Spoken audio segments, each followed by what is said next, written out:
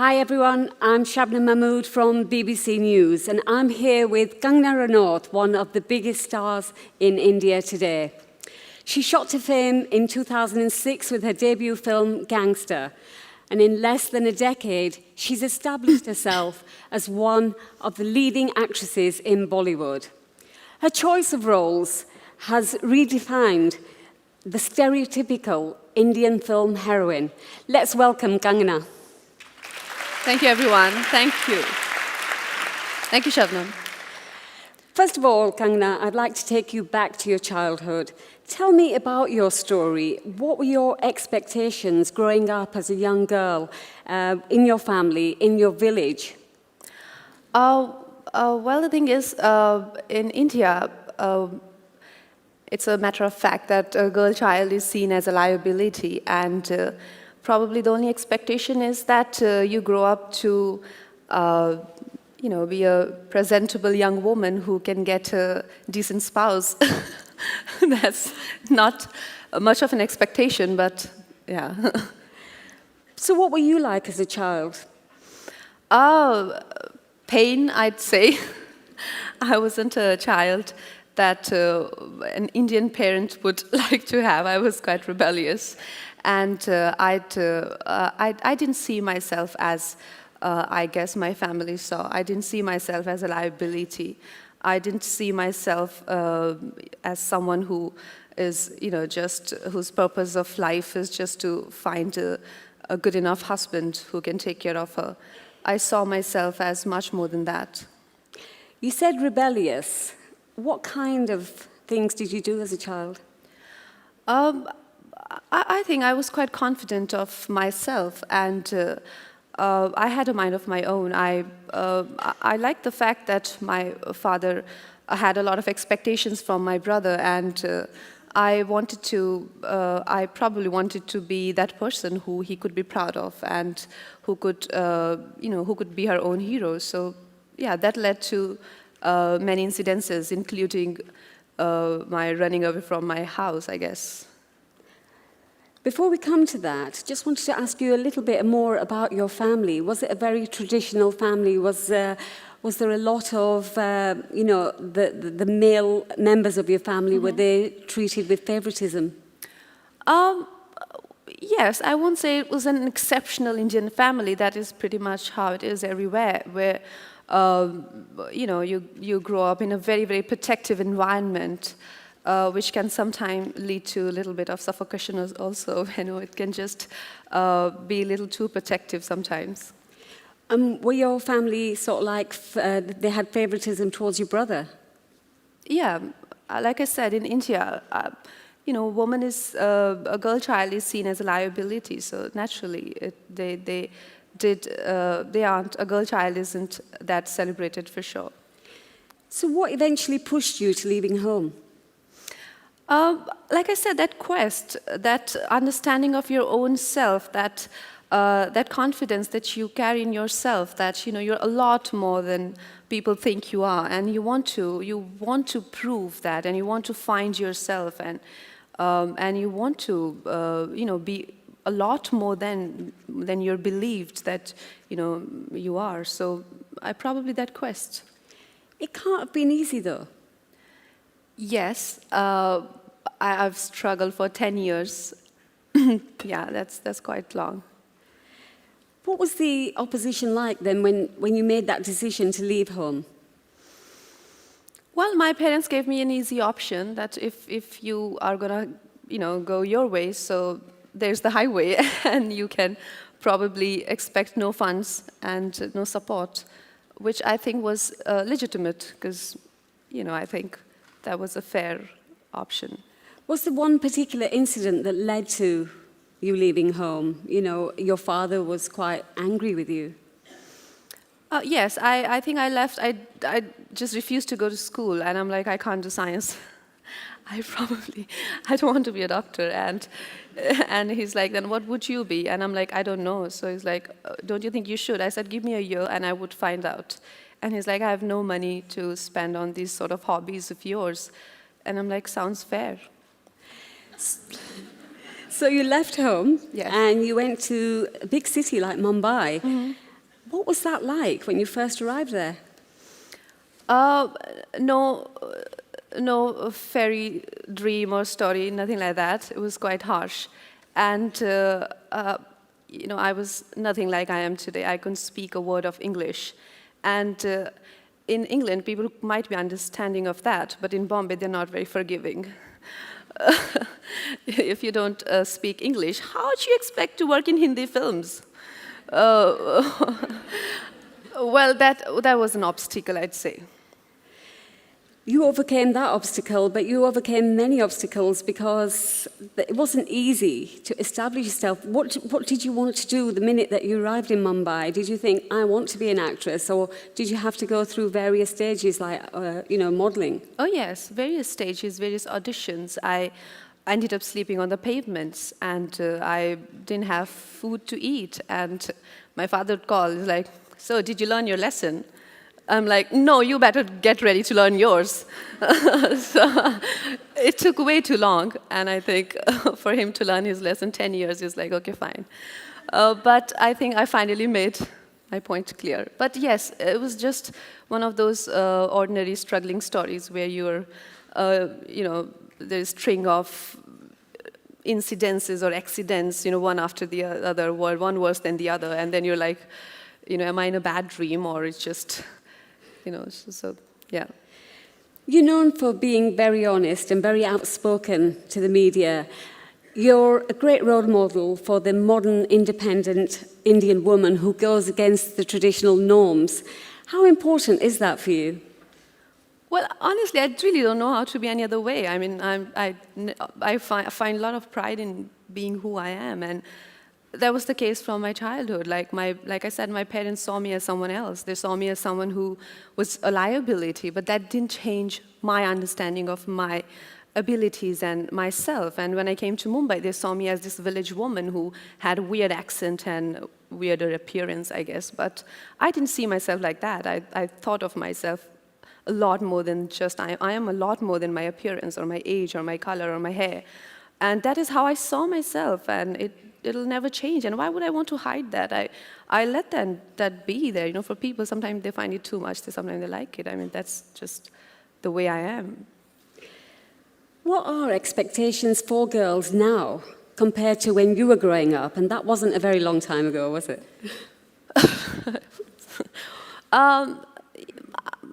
I think times have changed a little bit, not much.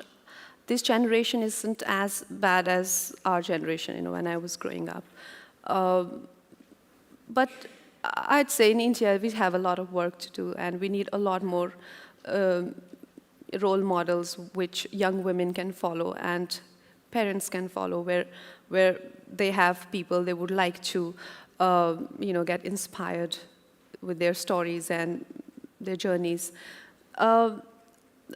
But definitely, with literacy rate going higher, with the women actively participating in the progress of the nation, working and stepping out of the houses, things have changed, and there's a lot of confidence that has come in, but we're still nowhere close to the developed nations, for sure. So things have changed a little bit. Do you think the focus is shifting away from marriage, say, and are girls able to focus on careers? I won't say that. I mean, being in my place, who's a successful actress, and and working in an urban India, whatever you may call it, where I'm taking my job and at my workplace is just taken as a hobby. I come across people who like, what do you need money for? And I'm like, why are you making a movie? So I can see the challenges which rest of the women must be going through, and I know of my friends who are married, and every time they get married, their husband's job is the priority, so sometimes they have to even quit their jobs just because they have to prioritize their husband's work situations and maybe problems. Do you think it's particularly worse in your industry because there is this perception that in the Bollywood film industry, women are taken for their looks rather than talent? Well, yeah, I wouldn't want to admit it, but it is. I'll get bashed there. You know, she went there and she said that. But it is true that they do objectify women. Bollywood films do objectify women, and not all of them, some of them at least. Sexism and misogyny against women is an issue that all patriarchal societies have to deal with. Yes. And this is particularly close to you because it was reported that your sister was the victim of an acid attack. Right. What can be done to combat this widespread gender crime? I don't know. I think I can just go on about it. But we first of all, as society, as people, try to single out India. That is the problem everywhere, where feminine as an emotion, feminine as a quality, it could be kindness, compassion, is seen as a weakness, where it is not. You know, it's just not women. It is just not restricted to women, even to children, to men who tend to display these emotions. They are seen as weaker beings, you know, and that is not the fact. We need to change that mentality. We need to respect the feminine as an emotion and not try and suppress and crush it, but to love and to value it. And the history is witness that in the past, if anything that could conquer the darkest and the deepest corners of a human soul, that has been feminine. It has been compassion, love, and that is the only way to penetrate the darkness, light, not anger or one of your very aggressive emotions. So the tendency of human beings to see feminine as a weaker emotion, that is what has to be changed. So when you see a beautiful woman and you can't acquire her, you want to destroy her.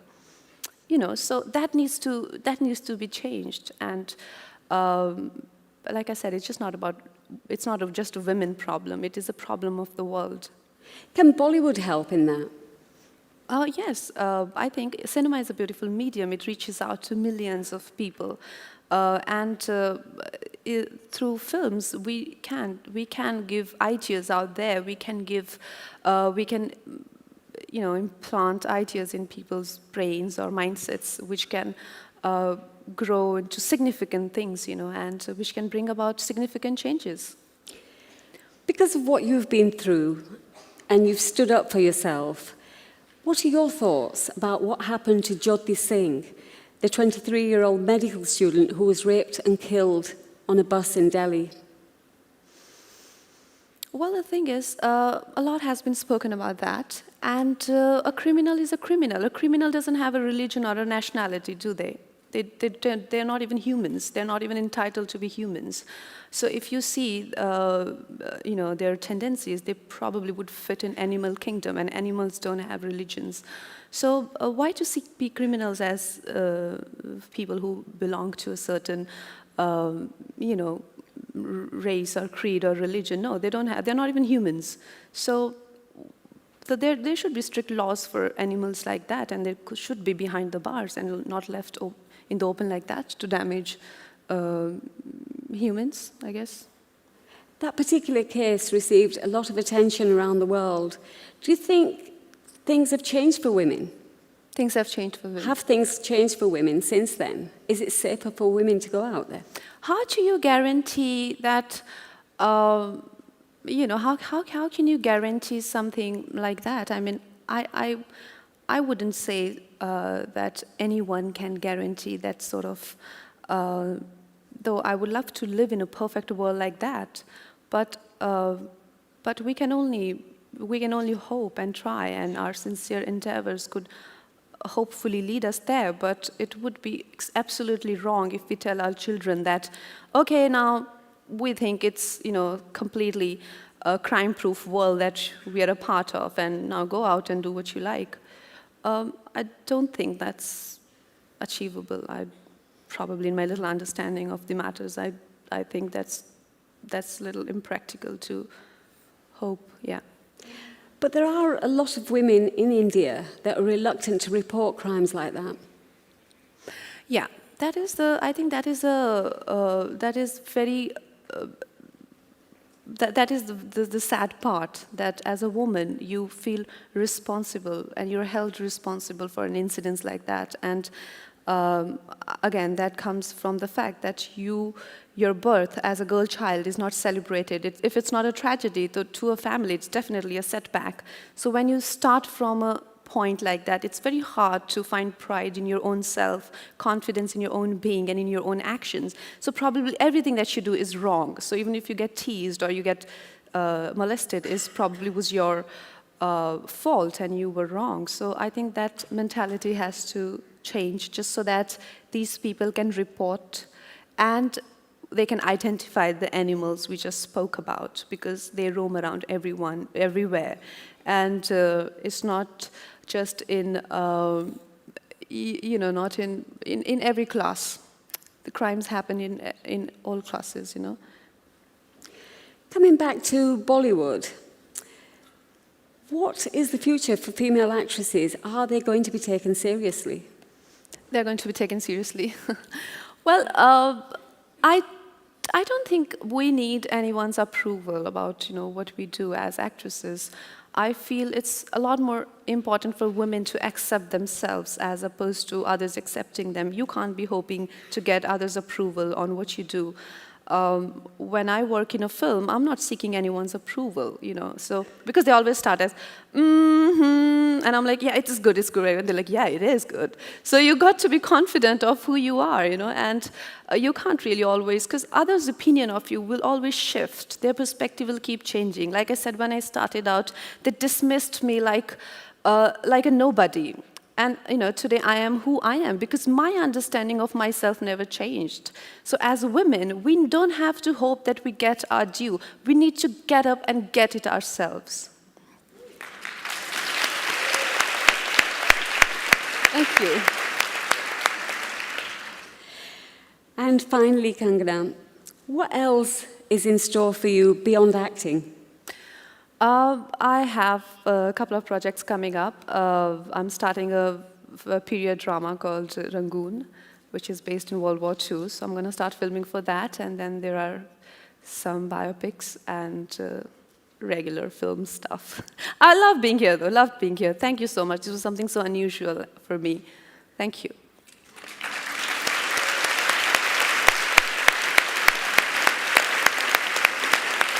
Thank you, Kangna. Thank you. And we'll be taking a 20-minute break, but please be back by 5:10 promptly because you don't want to miss Cara Delevingne with Rupert Everett, Mari Black, and Malala Yousafzai's parents. Thank you.